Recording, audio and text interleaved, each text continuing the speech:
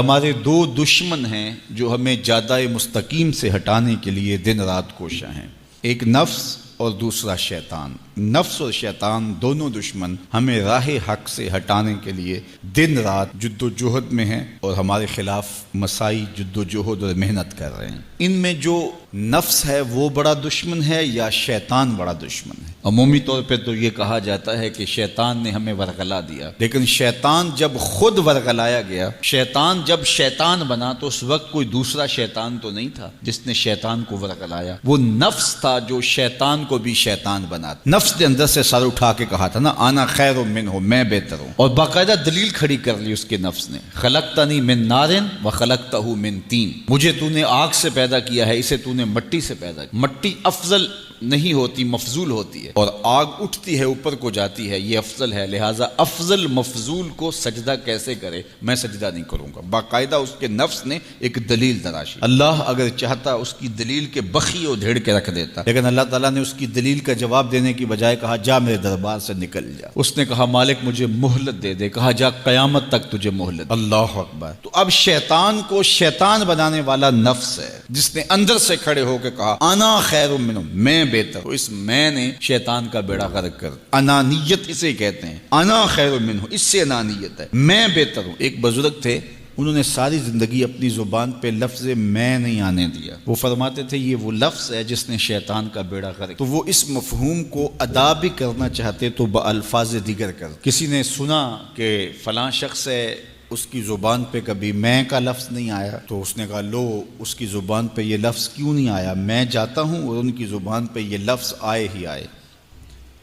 ہر شخص کی اپنی ترجیحات ہوتی ہے۔ ایک مہم پہ نکلا کہ ان کی زبان پہ لفظ میں لے کر آنا۔ گیا، حضرت بیٹھے تھے، حضرت ایک مسئلہ پوچھنے آیا ہوں۔ بیٹا پوچھئے۔ کہا شیطان کو کس چیز نے برباد کیا تھا؟ حضرت اب تو بولیں گے نا کہ میں نے اس کا بیڑا غرق کیا تھا، تو کہوں گا جیسے بھی زبان پہ لفظ تو آ گیا، اور شیخ بھی بڑے سمجھدار تھے، سمجھ گئے اس کی نیت کے کھوٹ کو کہ یہ کیوں آیا ہے اور یہ مسئلہ کیوں پوچھ رہا۔ ہر مسئلہ تفہیم کے لیے نہیں پوچھا جاتا، اس کے مقاصد اور بھی ہوتے ہیں، اور اہل اللہ کو اللہ نے وہ بصیرت دی ہوتی ہے جو سائل کے انداز سے سمجھتے ہیں کہ اس کے مقاصد۔ تو کہا حضرت پوچھنے آیا ہوں کہ شیطان کو کس چیز نے برباد کیا؟ حضرت فرمانے لگے نماز کا ٹائم ہو گیا، ابھی جماعت کھڑی ہونے والی ہے، نماز کے بعد اس پہ بات کر۔ خیر نماز ہوئی، سلام پھرا تو حضرت خود فرمانے لگے کسی نے پوچھا تھا کہ شیطان کو کس چیز نے برباد کیا؟ جواب دینا چاہ رہا ہوں کس نے پوچھا تھا؟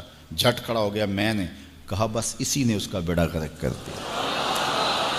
تو انانیت میں جو ہے یہ شیطان کو شیطان بنانے والی، نفس جس نے اندر سے سر اٹھایا اور کہا آنا خیر منہ، میں بہتر ہوں، تو یہ شیطان کو شیطان بنانے والا نفس ہے۔ تو نفس شیطان سے بھی بڑا دشمن۔ اب ہمارے ساتھ دو بڑے دشمن لگے ہوئے، ایک شیطان اور دوسرا نفس، اور دونوں ہمارے باطن کو اجاڑنے کے لیے، ہمارے من کو بے چراغ کرنے کے لیے، ہمارے اندر کی روشنیاں بجھانے کے لیے دن رات کوشاں۔ ایک تنہا ناتواں اکیلی جاں، دو دشمنوں کے نرغے میں، اور دونوں دشمن بڑے تگڑے اور بہت طاقتور، اور ہر وقت ہمارے اوپر حملہ آور۔ الشیطان جاسم علی قلب ابن آدم فاذا ذکر اللہ خنس واذا غفل وسوس۔ حضرت نبی رحمت صلی اللہ علیہ وآلہ وسلم نے ارشاد فرمایا شیطان اولاد آدم کے دل پہ قبضہ جماتا ہے، اور جب بندہ غافل ہوتا ہے تو یہ وسوسے ڈالتا ہے، اور جب بندہ اللہ کا ذکر کرتا ہے تو یہ بھاگ جاتا ہے۔ تو شیطان وسوسہ اندازی کرتا ہے، باطن کو اجاڑتا ہے، من کو لوٹتا ہے۔ نفس اور شیطان دو بڑے دشمن تھے جو ہمیں جادہ مستقیم سے بہکانے کے لیے دن رات کوشاں تھے۔ اب اللہ کا کرم دیکھیے، اذا دخل رمضان سلسلۃ الشیاطین، جب ماہ سیام جلوہ فراز ہوتا ہے تو شیاطین جکڑ دیے جاتے ہیں۔ جو ہی ماہ سیام شروع ہوتا ہے، چاند طلوع ہوتا ہے تو شیاطین جکڑ دیے جاتے ہیں، پورا مہینہ وہ آزاد نہیں رہتے، جکڑ دیے جاتے۔ سلسلۃ الشیاطین، یہ جو مسجدوں کے دروازے کھل گئے، جہاں 1.5 صف ہوتی تھی وہاں 5 صف تراویحوں میں ہیں، تو یہ شیطان کے بند جانے کی وجہ سے۔ لیکن مہنگائی کا طوفان ہے، بد نگاہی ہے، بد تہذیبی ہے، جھوٹ ہے، دیگر امور بد بھی جاری ہیں، یہ نفس کے موجود ہونے کی۔ نیکی کا ماحول پیدا ہوا یہ شیطان کے بند جانے کی وجہ، لیکن ہماری برائیاں بدستور موجود ہیں یہ نفس کے موجود ہونے کی وجہ سے۔ اب ہمارے لیے آسانی یہ ہو گئی کہ دو دشمن تھے جن کا ہمارے سے مقابلہ تھا، ایک نفس اور دوسرا شیطان۔ ہمارے لیے یہ سہولت ہو گئی کہ ہمارا ایک دشمن باندھ دیا گیا، اب دشمن ایک ہے جس سے ہم نے ماہ سیام میں اور وہ دشمن کون سا ہے؟ نفس۔ اب نفس کا مقابلہ اتنا آسان بھی نہیں، یہ بہت ڈاڈا دشمن ہے، اندر کا دشمن ہے، گھر کا بھیدی ہے۔ باج فقیراں کسے نہیں ماریا، باہو ظالم چور اندر داہو۔ یہ بڑا سخت اور بڑا شدید قسم کا دشمن ہے۔ یہ اس کی چالیں بہت باریک، شیطان کی چالیں بھی بڑی باریک ہیں اور نفس کی چالیں اس سے بھی زیادہ باریک۔ اب کیسے مقابلہ کریں گے؟ شیطان بھی ہماری متاع عمل کو لوٹنا چاہتا ہے، حتیٰ کہ ہمارے ایمان کو برباد کرنے پر تلا ہوا ہے، اور نفس بھی چالیں چل رہا ہے، اور ہم اپنی زندگی لاؤبالی میں گزارتے چلے جا رہے ہیں۔ ہمیں پتہ ہی نہیں کہ ہم موت کے کتنا قریب ہو رہے ہیں، اور شیطان ہمارے اوپر، نفس ہمارے اوپر حملہ آور ہے، اور یہ چاہتے ہیں ٹھیک ہے یہ چلتا رہے، یہ رسمی زندگی گزارتا رہے، کوئی بات نہیں، اس کے اندر کو ہم لوٹ لیں، اور یہ دونوں دن رات لگے ہوئے۔ ماہ سیام آیا تو ہمارا ایک دشمن بند گیا، ہمیں تھوڑی سی سہولت مل گئی۔ اب ایک ہی دشمن باقی ہے جس سے مقابلہ کرنا باقی ہے، اور وہ ہے نفس۔ اب نفس سے مقابلہ کیسے ہوگا؟ تو کسی ایکسپرٹ سے پوچھیں کہ جناب نفس ہے، ہم کمزور ہیں، شیطان دشمن ہمارا بندہ ہوا ہے، 2 محاذ کھلے تھے تنہا جان کے لیے، ایک محاذ بند ہو گیا، اب ایک ہی محاذ ہے، مقابلہ کرنا ہے تو کیسے کرنا؟ اللہ اکبر۔ تو ہم اقبال کی بارگاہ میں عرض کیا کہ آپ بتائیے۔ وہ کہنے لگے میں آپ کو اپنے مرشد مولانا رومی کے پاس لے جاتا ہوں۔ رومی کے پاس اقبال لے کر کے گئے تو رومی نے کہا کہ میں آپ کو ایک اور شخص کا پتہ بتاتا ہوں، اور وہ اتنا کامل ہے اور اس شعبے میں اس قدر ایکسپرٹ ہے۔ اس نے کہا ہفت شہر عشق را اتار گشت ما ہنوز اندر خمیں یک کوچام۔ عشق کے 7 شہر حضرت شیخ فرید الدین اتار گھوم چکے ہیں، اور ہم پہلے شہر کی پہلی گلی کے کونے میں کھڑے ہیں۔ یعنی اتنا بڑا شخص شیخ فرید الدین علیہ رحمہ، تو کہا وہ بتائیں گے تمہیں کہ نفس کا مقابلہ کیسے کرنا ہے۔ رومی کہتے ہیں کہ وہ میرے بھی استاد ہیں، رومی کہتے ہیں کہ وہ میرے بھی ہادی و مرشد ہیں۔ جس عشق کے شہر میں میں داخل ہوا ہوں اور ابھی کونے پہ کھڑا ہوں، اس طرح کے 7 شہر وہ گھوم کے بھی آئے ہیں۔ آؤ ان سے پوچھتے ہیں کہ جناب نفس قابو کیسے کریں؟ تو شیخ فرید الدین اتار نے کہا نفس نتواں کشت الا باسے چیز بات گوئم یاد گیرش اے عزیز۔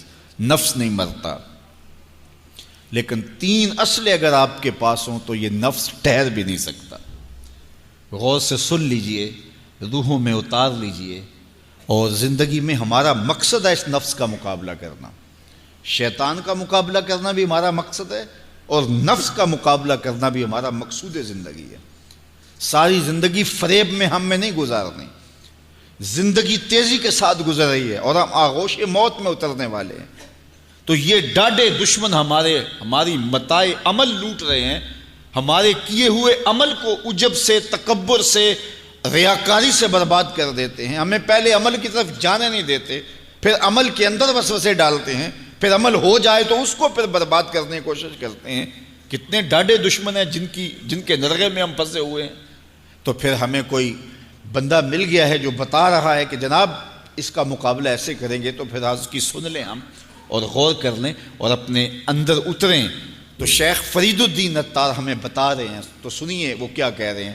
نفس نتواں کشت الا باسے چیز، نفس نہیں مرتا، یہ بڑا ڈاڈا ہے، لیکن 3 اسلحے اگر آپ کے پاس ہوں تو یہ ٹھہر بھی نہیں سکتا۔ وہ 3 اسلحے کون سے ہیں؟ خنجر خاموشی و شمشیر جو، نیزائے تنہائی و ترک ہجو۔ ایک خاموشی کا خنجر، دوسرا بھوک کی تلوار، اور تیسرا تنہائی کا نیزہ۔ یہ 3 اسلحے تمہارے پاس ہوں تو پھر نفس ٹھہر بھی نہیں سکتا۔ خاموشی کے خنجر سے نفس پہ وار کیا جا سکتا ہے۔ میرے اور آپ کے آقا و مولا نے فرمایا من صامت نجا، جس نے خاموشی اختیار کی وہ نجات پا گیا۔ ہماری زندگی کے جتنے بھی برے اعمال ہیں ان میں سے سب سے زیادہ برے اعمال ہماری زبان کرتی ہے۔ ہمارے ہاتھ بھی گناہ کرتے ہیں، کسی پہ ظلم کریں تو گناہ کرتے ہیں، ہمارے پاؤں بھی گناہ کرتے ہیں، برائی کے اڈے پہ چل کے جاتے ہیں، ہماری آنکھیں بھی گناہ کرتی ہیں، ہماری سوچیں بھی گناہ کرتی ہیں، ہم حرام کمائیں کھائیں تو پیٹ بھی ہمارا گناہ کرتا ہے، لیکن سب سے زیادہ گناہ ہماری زبان کرتی ہے۔ جھوٹ یہ بولتی ہے، غیبت یہ کرتی ہے، بہتان یہ لگاتی ہے، گالی گلوچ سب و شتم یہ کرتی ہے، گلے شکوے کا انداز، ناشکری کا لہجہ یہ اختیار کرتی ہے۔ اسی لیے میرے اور آپ کے آقا و مولا نے فرمایا جو تمہارے 2 جبڑوں کے درمیان ہے، یعنی تمہاری زبان، اور جو دو ٹانگوں کے درمیان ہے تمہاری پارسائی کی جگہ، ان دو چیزوں کی تم مجھے ضمانت دے دو، میں محمد تمہیں جنت کی ضمانت دے دیتا ہوں۔ تو اپنی زبان کی حفاظت کرنی ہے۔ دیکھیے یہ سننے کے لیے چیزیں نہیں ہیں محض، بلکہ ان پر ہم عمل کریں، اور آج سے ہی دیکھیے یہ موسم رحمت ہے، رحمت کی برکھا برس رہی ہے، اور یہ موسم نور ہمارے سیکھنے کے لیے ہے۔ تو ہم اپنے نفس کو کیسے قابو کریں گے؟ دو دشمن تھے، ایک بندھا ہوا ہے، چھوٹ کے کچھ نہیں کر سکے گا اگر نفس کو قابو میں کر لیا۔ اور اگر ہم نفس کنٹرول نہ کر سکے، وہ تو جہنم کی آگ میں اور زنجیروں میں جکڑا ہوا پیچو تاب کھا رہا ہے کہ یہ جو ٹوپیاں پہنے ہوئے مسجدوں میں جاتے ہو نا، میں عید کے دن نپٹ لوں گا تم سے، وہ تو اور نفس کے ساتھ مل کے ہمارا بیڑا غرق کرے گا اور ہمیں اور دور کر دے گا، اور ہماری باطنی اساس اور بنیاد اور کمزور کر دے گا۔ اس لیے ضرورت ہے کہ ہم اپنے نفس کو ان دنوں کے اندر کمزور کریں۔ اس کا پہلا نسخہ کیا ہے؟ خاموشی کا خنجر۔ آپ جب خاموشی اختیار کریں گے، زبان کو صرف ضرورت کے لیے استعمال کریں گے، تو پھر نتیجہ کیا ہوگا کہ آپ کے گناہ بہت کم ہوں گے، جھوٹ کم ہوگا، غیبت نہیں ہوگی، بہتان تراشی نہیں ہوگی، دیگر اعمال جو زبان کے ذریعے سے صادر ہوتے ہیں اور ہم گناہوں میں اضافہ کرتے چلے جاتے ہیں، تو زبان کو اگر کنٹرول میں کر لیں گے۔ اللہ اکبر۔ حضور علیہ الصلوۃ والسلام نے زبان کے کنٹرول کرنے کی تلقین کی، اور یہ بغیر ہڈی کے گوشت ہے، اس کو سنبھال لیا جائے۔ 32 دانتوں میں جکڑ کے رکھی گئی زبان ہے، لیکن یہ پھر بھی قابو میں نہیں رہتی۔ اس کو کنٹرول میں کر لو، اس کو قابو میں کر لو۔ ایک روایت میں آتا ہے جب صبح ہوتی ہے تو سارے اعضائے بدنیاں زبان کے آگے ہاتھ جوڑتے ہیں کہ بی بی تو نہ کچھ کرنا، تیری وجہ سے ہم سزائیں کاٹیں گے اور اذیتیں پائیں گے۔ تو زبان کو قابو میں کرنا، اور اس کا علاج کیا ہے؟ خاموشی۔ من صمت نجا، جو خاموش ہوا وہ نجات پا گیا۔ خنجر خاموشی، خاموشی کا خنجر ہو تو نفس کے لیے بہت بڑا وار ہے۔ دوسری بات، شمشیر جو، بھوک کی تلوار۔ بھوک کے ذریعے نفس کشی ہوتی ہے۔ نفس کا مقابلہ بھوک سے ہم کر سکتے ہیں، چونکہ جب بھوک ہوگی تو اس وقت بہت ساری خواہشات جو ہیں وہ دم توڑ جائیں گے۔ اللہ کے محبوب علیہ السلام کا ایک فرمان سنیے، بالخصوص نوجوانوں کے نام۔ یا معاشر الشباب من استطاع منکم الباء فلیتزوج فإنہ اغض للبصر واحسن للفرج فمن لم یستطع فعلیہ بالصوم فإنہ لہ وجاء۔ فرمایا اے جوانوں کے گروہ، تم میں سے جو نکاح کرنے کی طاقت رکھتا ہے وہ دیر نہ کرے، جلدی نکاح کر لے۔ کیوں کہ نکاح نگاہ اور پارسائی کی جگہ کا محافظ ہے، تمہاری نظر کو بھی محفوظ کرے گا اور تمہاری پارسائی، تمہاری عصمت کے جوہر کو بھی محفوظ کرے گا۔ تو اگر کسی کے پاس استطاعت ہے تو وہ نکاح کرنے میں دیر نہ کرے۔ فَإِن لَمْ يَسْتَطِعْ، اور اگر کوئی طاقت نہیں رکھتا، اس کے حالات ایسے نہیں ہیں کہ وہ نکاح کر پائے، فَعَلَيْهِ بِالصَّوْمِ، تو فرمایا وہ کثرت کے ساتھ روزے رکھے۔ فَإِنَّهُ لَهُ وِجَاءٌ، روزے اس کے لیے قاطع شہوات ہیں اور اس کی مشکلیں آسان کرنے والے ہیں۔ تو نوجوانوں کو اگر استطاعت نصیب ہو جائے تو وہ شرم نہ کریں، وہ نکاح کی طرف بڑھیں تاکہ ان کی عصمت کے جوہر کی حفاظت ہو سکے۔ لیکن کسی وجہ سے نکاح میں تاخیر ہے تو پھر وہ کثرت کے ساتھ روزے رکھیں۔ روزوں کی کثرت گناہ سے، شہوات سے، برائی سے، گناہوں سے انسان کو بچاتی ہے۔ تو کثرت کے ساتھ روزے رکھے جائیں۔ تو روزہ بھوک جو ہے وہ نفس کشی کا ایک مؤثر ترین علاج ہے، اور یہ میرے اور آپ کے آقا و مولا نے بیان فرمایا۔ تو بھوک کی تلوار جو ہے یہ نفس کشی کا ایک مؤثر ذریعہ ہے، اور نفس کا سر کاٹنے کے لیے بھوک کی تلوار ہمیں ہر وقت حمائل کیے رکھنی چاہیے، اور ہر وقت اپنے ساتھ لٹکا کے رکھنا چاہیے۔ کثرت کے ساتھ ہمیں روزے رکھنے چاہیے۔ تیسری بات فرمایا نیزہ تنہائی، تنہائی کا نیزہ۔ جب آپ عمومی طور پہ مجلسی زندگی میں ہوں گے تو بہت ساری خطائیں اور بہت سارے گناہ مجلسی زندگی میں آپ سے سرزد ہوں گے، تو جب آپ تنہائی اختیار کر لیں گے تو بہت سارے گناہوں سے بچ جائیں گے۔ حضرت شاہ نقشبند بخاری علیہ رحمہ فرماتے ہیں کہ فقیر کے لیے سب سے بہتر جگہ اللہ کا گھر مسجد ہے، یا پھر کامل شیخ کی صحبت ہے، یا پھر تنہائی ہے۔ چوتھی جگہ سوائے ہلاکت کی اور کچھ نہیں ہے۔ العافیۃ فی العزلہ، عزلت میں، تنہائی میں عافیت رکھی گئی ہے۔ اس لیے اپنے آپ کو ایسے ہجوم میں، ایسی جگہوں پہ لے جانے سے روکیں، اپنے آپ پر ضبط کریں جہاں نظر پاک نہیں رہتی، جہاں خیال کی پاکیزگی کا سامان نہیں رہتا، اور جہاں آپ کی جو ہے وہ آپ کی زبان محفوظ نہیں رہتی۔ دوستوں کے ساتھ بیٹھیے، آپ عزیزوں رشتہ داروں کے پاس جائیے، ضرور ملاقات کیجیے، لیکن اس کا ایک اعتدال ہونا چاہیے۔ اگر آپ سمجھتے ہیں کہ کسی جگہ جاتے ہوئے، کسی جگہ پہنچ کر آپ کی نظر میں پاکیزگی نہیں رہے گی، خیالات میں گندگیاں گردش کرنے لگ جائیں گی، سوچوں میں آوارگی آنے لگ جائے گی، تو وہ شادی کی تقریب ہو یا کوئی اور تقریب ہو، وہاں جانے سے اپنے آپ کو روک لیں، کیونکہ وہاں جا کے آپ اپنا کوئی فائدہ نہیں کر رہے، اپنا نقصان کرنے جا رہے ہیں۔ تو جہاں آپ کو یقین ہو کہ آپ وہاں اپنے آپ کو بچا نہیں پائیں گے، اپنی حفاظت نہیں کر پائیں گے، تو وہاں سے تنہائی بہتر ہے، وہاں سے عزلت بہتر ہے۔ تو یہ تین چیزیں ہم اگر کر لیں تو یہ نفس کشی کا ایک مؤثر ذریعہ ہے۔ اب ماہ صیام کے اندر اللہ تعالیٰ یہ تینوں چیزیں ہمیں نصیب کرتا ہے۔ ہم زیادہ بولتے نہیں ہیں، روزے سے ہوتے ہیں، بلکہ فرمایا اگر تم سے کوئی شخص بحثے، کوئی الجھے، کوئی لڑائی کرنا چاہے، بدتمیزی کرے، تو اس سے کہو انی صائم، میں روزہ رکھا ہوا ہے۔ اور اسی طرح بھوک تو میسر ہوتی ہی ہوتی ہے۔ اور تیسری بات کہ عزلت بھی میسر ہو جاتی ہے، اس میں آپ ذکر کے لیے، فکر کے لیے، روزے میں آپ تلاوت کلام مجید کے لیے تنہائی اختیار کرتے ہیں۔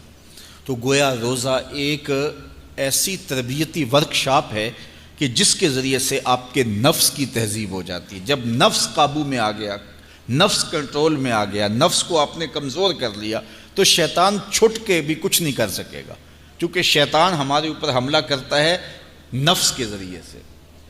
باہر کا دشمن ہے اور نفس اندر کا دشمن ہے۔ ہمارے دیہاتوں میں چوری ہو جائے نا تو بوڑھے بزرگ مل کے بیٹھ جاتے ہیں کہ بتاؤ چوری کیسے ہوئی، تو ایک نقطے پہ سارے متفق ہوتے ہیں، اور وہ نقطہ یہ ہوتا ہے کہ کوئی اندر کا بھیدی ضرور ہے۔ جب تک کوئی اندر کا بندہ نہیں تو باہر سے کوئی آ کے از خود چوری نہیں کر سکتا، تو کوئی اندر کا بندہ ضرور موجود ہے۔ نفس اندر کا بھیدی ہے اور شیطان باہر سے آ کر حملہ آور ہونے والا ہے۔ اس لیے شیطان کو اندر آنے کا موقع نفس دیتا ہے۔ نفس کو ہی کمزور کر لیجئے، وہ آپ کا ساتھی بن جائے، نفس امارہ، نفس مطمئنہ بن جائے، اور وہ نفس جو برائی کا حکم دیتا ہے وہ نفس امارہ کہلاتا ہے، اور جب وہ کثرت ذکر سے، عبادت سے نفس مطمئنہ بن جاتا ہے تو پھر وہ شیطان کے لیے رکاوٹ کا ذریعہ بن جاتا ہے اور آپ کی زندگی محفوظ ہو جاتی ہے۔ اور یہ ہمارا کام ہے، یہ ہمارے کرنے کا وظیفہ ہے۔ دیکھیے حضرت انسان کو اللہ نے اختیار دیا، زندگی دی، فہم دیا، ادراک دیا، گناہ کی قوتیں اور نیکی قوتیں ساری اس کے ساتھ لگی ہوئی ہیں۔